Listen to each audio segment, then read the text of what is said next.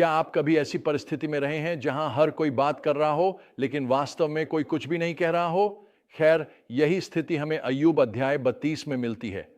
अय्यूब के मित्रों के तर्क समाप्त हो चुके हैं, लेकिन अय्यूब अब भी अपनी निष्कलंकता पर अडिग है और अचानक बातचीत में एक नई आवाज शामिल होती है।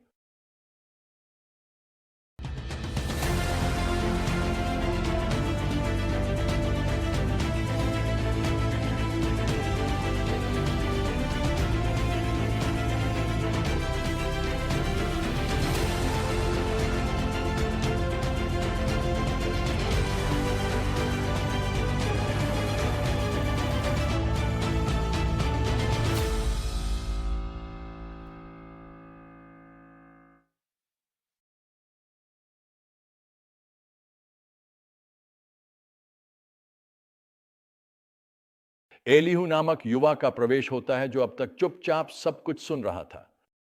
अब एलीहू के बारे में एक बात जान लीजिए। वह युवा है, जोशीला है और उसके पास कहने के लिए कुछ है। लेकिन दिलचस्प बात यह है कि वह इस स्थिति को कैसे संभालता है। वह यह कहकर शुरू करता है, मैं उम्र में छोटा हूं और आप बड़े हैं। मैं इसीलिए डरता था कि जो कुछ मैं जनता था उसे आपसे कैसे कहूं। अय्यूब 22:6। विनम्रता के बारे में बात करें। यह व्यक्ति धैर्यपूर्वक प्रतीक्षा कर रहा था, अपने बड़ों का सम्मान कर रहा था, लेकिन अब उसे बोलने की आवश्यकता महसूस हो रही है।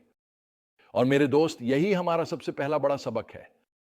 जब परमेश्वर किसी व्यक्ति या समूह को पुनर्जीवित करने के लिए तैयार होते हैं, तो वह अक्सर अपने वचन के साथ एक दूत भेजते हैं और वह दूत विनम्र हृदय के साथ आता है। यह बात पूरी बाइबल और चर्च के इतिहास में सत्य रही है। इतिहास में एक महान उदाहरण प्रथम महान जागृति की कहानी है। अमेरिका में जॉर्ज व्हाइटफील्ड उस समय के सबसे प्रभावशाली उपदेशक थे, जो अपने शक्तिशाली प्रवचनों के लिए जाने जाते थे, जिससे व्यापक स्तर पर जागृति आई। लेकिन जो अक्सर अनदेखा किया गया वह है उनकी विनम्रता। कठोर आलोचनाओं के बावजूद व्हाइटफील्ड विनम्र बने रहे, अपनी कमियों को स्वीकारते रहे और खुद के बचाव की बजाय अपना ध्यान संदेश पर केंद्रित करते रहे। एलीहू के मामले में भी हम बिल्कुल यही देखते हैं। वह वहां अपना बचाव करने या अपना ज्ञान दिखाने के लिए नहीं है। वह इसीलिए वहां है क्योंकि उसे महसूस हुआ है कि परमेश्वर का संदेश उनके भीतर जल रहा है। वह कहते हैं, क्योंकि मैं वचनों से भरा हुआ हूं और मेरे भीतर की आत्मा मुझे बाध्य करती है। अय्यूब 22:18। एलीहू अय्यूब की स्थिति को एक नया दृष्टिकोण देता है, ऐसी अंतर्दृष्टि प्रदान करता है जो अय्यूब और उसके मित्रों दोनों को चुनौती देती है। वह यह याद दिलाता है कि परमेश्वर कई तरीकों से संवाद करते हैं, इतने सूक्ष्म तरीके से कि यदि हम ध्यान न दें तो हम उसे सुन ही नहीं सकते हैं। हमारे सपनों में फुसफुसाहट से लेकर कठिनाइयों से सीखे गए सबकों तक, यहां तक कि प्रकृति के चमत्कारों के द्वारा भी परमेश्वर निरंतर हम तक पहुंचने की कोशिश में रहते हैं।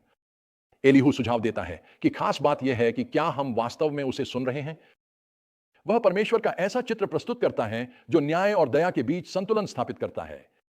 एलीहू के अनुसार परमेश्वर केवल हमारी गलतियों के लिए ही दंडित नहीं करते, बल्कि वह उत्सुकता से छुटकारे के अवसरों की खोज में रहते हैं। हमेशा हमें हमारे कार्यों के परिणामों से बचाने के लिए तैयार रहते हैं यदि उन्हें अवसर दिया जाए।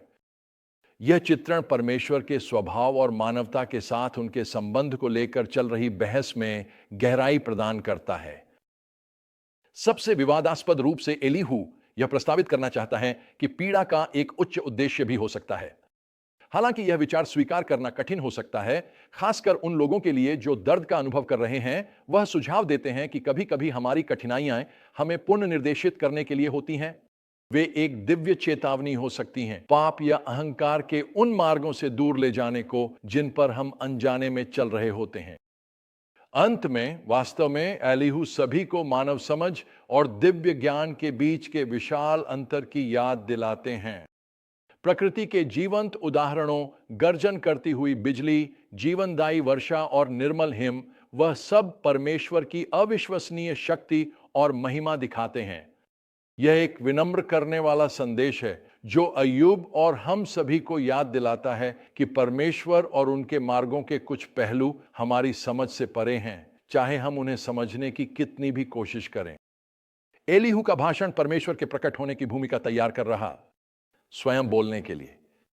यह ऐसा है जैसे वह भूमि को जोत रहा हो, अय्यूब को प्रभु की वाणी सुनने के लिए तैयार कर रहा हो।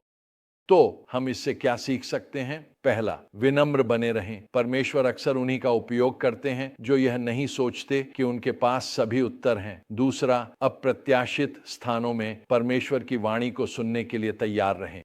वह प्रकृति दूसरों के माध्यम से या हमारी परिस्थितियों के माध्यम से भी हमसे बात कर सकते हैं। तीसरा, परमेश्वर न्यायी और दयालु हैं, दंडित नहीं, आकार देने की इच्छा रखते हैं।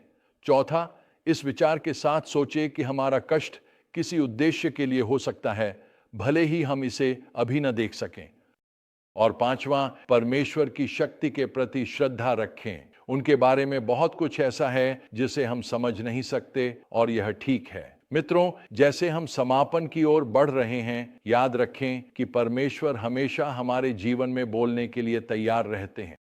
हमें तैयार करने के लिए एलीहू जैसे दूत को भेजते हैं, अन्य समय हमारे हालात का उपयोग करता है, लेकिन हमेशा कार्य कर रहे होते हैं हमें अपने और करीब लाने के लिए। तो एलीहू की तरह बने, विनम्र, इतना विनम्र कि सुने, इतने साहसी कि जब परमेश्वर बोलने को प्रेरित करे तो हमेशा तैयार रहें। परमेश्वर अप्रत्याशित तरीकों से प्रकट हो सकते हैं, क्योंकि जब परमेश्वर बोलते हैं तो सब कुछ बदल जाता है। और कौन जानता है, जिस जागृति के लिए हम प्रार्थना कर रहे हैं वह शायद एक विनम्र हृदय से ही शुरू हो जाए, तो सुनने को इच्छुक रहे और आज्ञा पालन के लिए तैयार रहे।